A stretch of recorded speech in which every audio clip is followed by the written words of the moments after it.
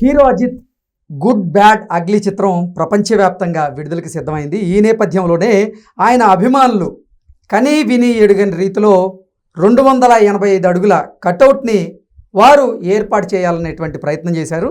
అయితే ఆ ప్రయత్నం బెడిసి కొట్టి ఆ కటౌట్ ఇప్పుడు నేల కూరిగినటువంటి నేపథ్యంలో ఇది తీవ్ర చర్చనీయాంశంగా మారింది. ఈ నేపథ్యంలోనే ఈ అంశం మీద మనం విశ్లేషణ చేసుకుందాం. ప్రస్తుతం మనతో పాటు ఉన్నారు ప్రముఖ సినీ విశ్లేషకులు, ప్రముఖ సీనియర్ జర్నలిస్ట్ యజ్ఞమూర్తి గారు. వారితో మాట్లాడదాం. సార్ నమస్తే. సార్ నమస్తే కృష్ణ. అజిత్ గారిది గుడ్ బ్యాడ్ అగ్లీ చిత్రం ప్రపంచవ్యాప్తంగా విడుదలకైతే సిద్ధమైంది. ఇప్పటి వరకు ఏ హీరోకి కట్టనంత కటౌట్ కట్టాలి అని తలిచి అజిత్ అభిమానులు అయితే 285 అడుగుల కటౌట్ని సిద్ధం చేశారు. అయితే అది కుప్పకూలిపోయింది. ఇది ఇప్పుడు 2 తెలుగు రాష్ట్రాలతో పాటుగా దేశవ్యాప్తంగా చర్చనీయాంశంగా మారింది. ఏంటి సార్ అసలు దీని మీద మీ విశ్లేషణ ఏంటి? అంటే అభిమానులకి కటౌట్లు పిచ్చి అనేది మామూలుగా ఉండడం అనేది సాధారణం, అది సహజం అని కూడా అనుకోవాలి. ఓకే, మనకు తెలుసు, మనం చిన్నప్పటి నుంచి కూడా చూస్తామంటే ఈ కటౌట్లు పెట్టడము, ఈ కటౌట్లకి పూలాభిషేకాలు పాలాభిషేకాలు చేయడం కూడా మనందరికీ తెలుసు. పూలాభిషేకాలు పాలాభిషేకాలే ఎక్కువ అనుకుంటే వాటికి మళ్ళీ రక్తాభిషేకాలు అంటే తిలకాలు దిద్దటాలు, మేకపోతును బలివ్వటాలు, ఇట్లాంటివి కూడా అంటే ఒక దేవుడిలాగా, వాళ్ళకు ఒక గాడ్ లాగా వాళ్ళు పూజించే పరిస్థితి, వర్షిప్ చేసే పరిస్థితి మనకి చూస్తా ఉన్నాం. అంటే సినిమా హీరోల్ని ఏ స్థాయిలో అభిమానిస్తారు మన కొంతమంది కాదు, చెప్పాలంటే మన ప్రజానీకంలో చాలామంది ఉన్నారు. ఒక్కొక్కరికి ఒక్కొక్క హీరో, వాళ్ళ అభిమాన హీరో కోసం ఏం చేయటానికైనా రెడీగా ఉంటారు. ఒక్కోసారి ప్రాణాలు కూడా కోల్పోయిన సంఘటనలు మనం చూస్తూ ఉన్నాం. వాళ్ళ ఈవెంట్లు ఏమైనా జరిగితే ఎట్లయినా సరే వెళ్ళాలి, అక్కడ వెళితే ఎట్లా ఉంటుందో ఏంటో ఒక భయం, ఇంట్లో వాళ్ళకి భయం ఉంటుంది, అక్కడ ఏం గొడవలు జరుగుతాయో ఏంటో. ఎందుకంటే వాళ్ళని అదుపు చేయడం కష్టమైపోద్ది, పోలీసులు కూడా ఒక్కోసారి కష్టంగా మారుతుంటుంది. చాలా సందర్భాల్లో కూడా బారికేడ్లు విరిగిపోయి, లేకపోతే తొక్కిసలాట్లు జరిగి సో గాయపట్టాలు, అప్పుడప్పుడు ప్రాణాలు కోల్పోవటం, ఇవన్నీ కూడా మనం చూస్తూ ఉన్నాం. ఇందులో భాగంగా ఈ కటౌట్లు పిచ్చి ఒకటి. సో మా హీరో ఈ సినిమా ఏదైనా కొత్త సినిమా రిలీజ్ అవుతుందంటే ఆ హీరోకి సంబంధించినటువంటి కటౌట్ని భారీ స్థాయిలో పెట్టాలా, దాని మీద ఒక రికార్డు ఒకటి కొట్టాలా అనేటువంటి పిచ్చి. ఈ రికార్డులు పిచ్చి అనేది కలెక్షన్లతో పాటు థియేటర్ల కౌంటు, ఎన్ని రోజులు ఆడిందనే కౌంటు, తర్వాత కలెక్షన్ కౌంటు. గతంలో ఈ రికార్డుల పిచ్చి ఎక్కువగా ఉండేది. మా హీరో చిత్రం 100 రోజులు ఖచ్చితంగా ఆడాలి అని చెప్పి వాళ్ళే డబ్బులు పెట్టుకొని ఆడించిన రోజులు కూడా ఉన్నాయి. అంతే, ఒక 70 రోజులు ఆడింది. మామూలుగా జెన్యున్గా 70 రోజులు ఆడితే మిగతా 30 రోజులు వీళ్ళు ఎదురు ఏదైతే లోటు పోతుంది థియేటర్ మెయింటెనెన్స్కి మినిమం రావాలి కదా, ఆ మినిమం అమౌంట్ కట్టి బలవంతంగా ఆ సినిమాలు ఆడించిన సందర్భాలు చాలానే ఉన్నాయి. సో దీని మీద కూడా ఎన్నో విమర్శలు కూడా ఉన్నాయి. తర్వాత నెమ్మది కాలక్రమంలో అది తగ్గింది. ఈ రోజుల కౌంట్ పోయిన తర్వాత ముందర ఎంత కలెక్షన్ వచ్చింది అనేది ప్రామాణికం అయిపోయిన తర్వాత ఇది తగ్గింది, ఈ పిచ్చి తగ్గింది. కానీ బట్ మిగతాయి అందులో ఈ కటౌట్ల పిచ్చి మనం చూస్తే గేమ్ చేంజర్ అనే సినిమాకి 256 అడుగులు ఎంత అంటే విజయవాడలో పెట్టారు ఒక థియేటర్లో. ఇప్పటివరకు దేశంలోనే అత్యంత ఎత్తైన కటౌట్ అదే ఒక హీరోకి సంబంధించి అని దాని గురించి గొప్పగా చెప్పుకున్నారు. ఇప్పుడు దాన్ని ఆ రికార్డుని తిరగరాయాలని చెప్పేసి ఈ గుడ్ బ్యాడ్ అగ్లీ అనే సినిమా సంబంధించి అజిత్ ఫ్యాన్స్, మనకు తెలుసు తమిళంలో రజనీకాంత్ ఫ్యాన్స్తో పాటు మరో 2 హీరోలకి విపరీతమైనటువంటి అభిమానులు ఉంటారు. ఒకళ్ళు విజయ్, ఇంకొకళ్ళు అజిత్. సో వీళ్ళు మాస్ గాడ్సే అక్కడ. సో అట్లా ఇప్పుడు అజిత్ సినిమాకి వాళ్ళు తెన్కాసి అని చెప్పేసి తమిళంలో ఆ ఏరియాలో ఒక థియేటర్లో వీళ్ళు ఒక పెద్ద, అది మీరు చెప్పినట్టు 285 అడుగులు, సో మెటల్ తోటే చేశారు. అంతా అయిపోయింది, కటౌట్ పెట్టారు, అయిపోయి చివరికి వచ్చినప్పటికి వీళ్ళందరూ కిందకి దిగారు. కిందకి దిగుతున్న టైంలోనే అది కొంచెం వరకటం మొదలుపెట్టింది. ఇలా భయం అర్థమైపోయింది ఏదో జరగబోతుందని చెప్పి. వాళ్ళ అభిమానులందరూ అక్కడే ఉండారు. కథ ఏంటంటే అదృష్టవశాత్తు దాని కింద ఎవరు లేకుండా యువతలకు వచ్చి ఉండారు. మన కళ్ళ ముందు అది చూస్తుండం కానీ అదంతా కూడా ఇప్పుడు వీడియో లభ్యం ఉంది. అది మొత్తం అది కరెక్ట్గా విరిగి ఇట్లా పడిపోయింది అనమాట. అంటే థియేటర్ నుంచి బయట ప్రాంగణం కూడా బయటకు కూడా వచ్చింది. అంత పెద్ద కదా, అంత ఎత్తు. అది విరిగేటప్పటికి ఆ కాంపౌండ్ వాళ్ళు కూడా దాటి ముందుకు వచ్చేసింది అది. సో అది అదృష్టవశాత్తు ఎవరు లేరు కాబట్టి దాని కింద ఎవరికి గాయాలు కానీ ప్రాణాపాయాలు కానీ జరగలేదు. ఒకవేళ ఉంటే ఒకవేళ వీళ్ళు పైన అది చేసేటప్పుడే కనుక కటౌట్ కట్టేటప్పుడే అలాంటి ప్రమాదం ఏదన్నా జరిగి ఉన్నట్లయితే మనం ఊహించుకోవడానికి కూడా భయం వేసేది. సో ఎంతమంది ప్రాణాలకి ముప్పు ఏర్పడేది అనేది.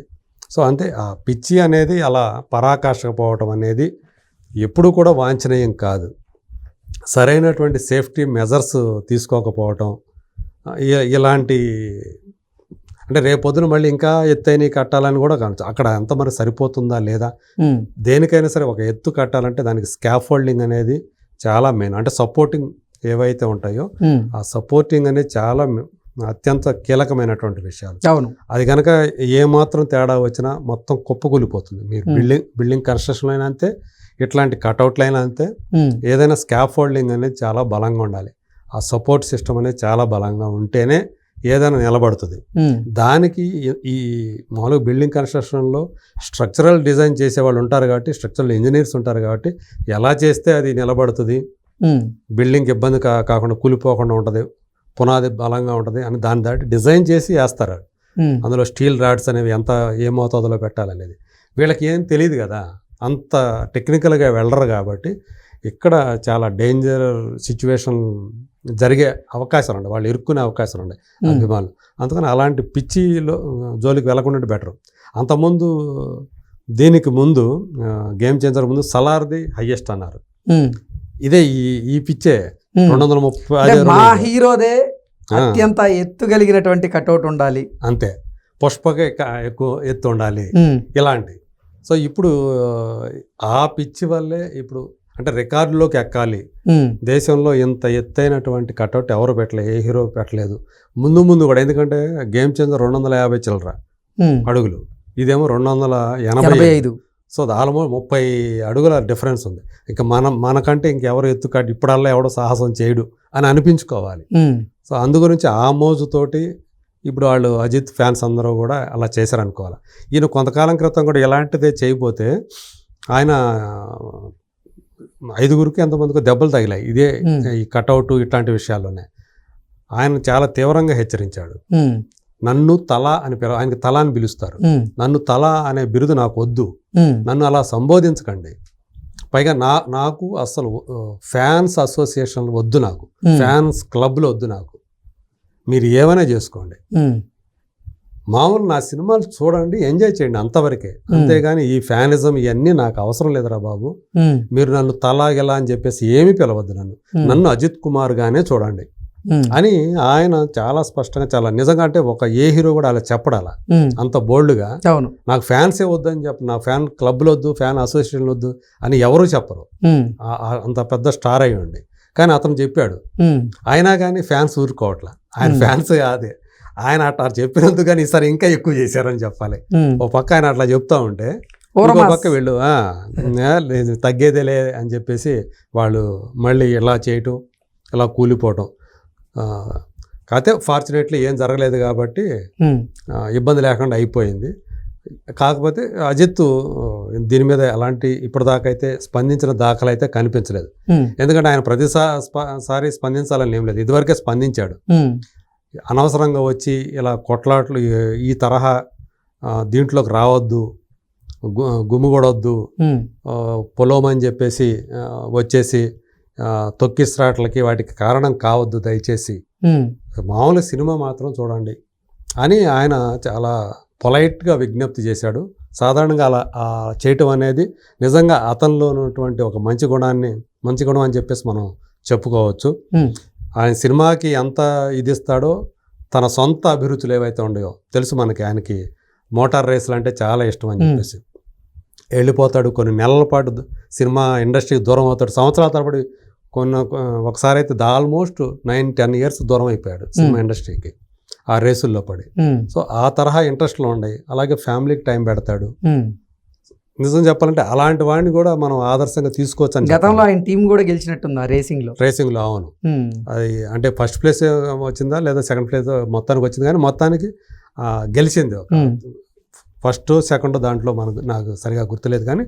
సో అతను మంచి రేసర్, బైకులు నడుపుతాడు, అలాగే కార్లు నడుపుతాడు, అత్యంత వేగంగా ఒక్కోసారి ప్రమాదాలకు కూడా గురయ్యాడు మధ్యలో, ఆ రేస్ మధ్యలో కూడా.